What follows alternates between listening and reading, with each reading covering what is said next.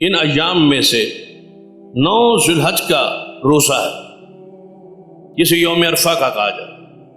9 ذوالحج کا روزہ آپ نے رکھنا ہے، اور یہ روزہ اجر اور ثواب کے لحاظ سے سرور کائنات محمد رسول اللہ صلی اللہ علیہ وسلم نے بشارت دی، آپ نے خبر دی ہے کہ 9 ذوالحجہ کا جو روزہ ہے، یوم عرفہ کا جو روزہ ہے، جو حاجی وہاں نہیں رکھتے، جو حج پر نہیں ہے، ان کے لیے یہ سنت ہے، ان کے لیے مسنون و مشروع ہے۔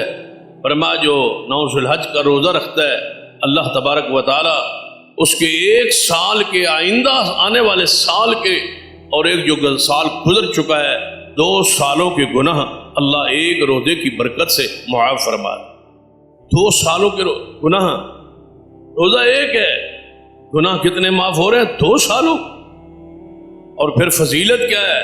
1 سال وہ گزرا ہوا اور 1 سال جو آئندہ آنے والا ہے۔ ذرا آپ سوچے کہ جو آپ نے آئندہ گناہ کرنے، جو آپ سے آئندہ گناہ ہونے، اللہ کے علم میں اللہ نے اس روزے کی برکت سے آنے والے سال کے گناہوں کو معاف کر دے گا، اور آگے پھر اگلے سال 9 ذوالحج آئے، پھر آپ روزہ رکھیں تو پھر اس سال کے بھی آئندہ سال کے زندگی گزر سکتی ہے، لیکن آپ کے ذمہ کوئی گناہ نہیں رہ سکتا اگر صرف آپ ایک روزہ، یہ زندگی بھر کا یہ ایک جو اندر روزہ، اس کا بلا ناغہ آپ رکھتے رہے تو اللہ تعالیٰ صغیرہ گناہ آپ کے معاف کرتا رہے۔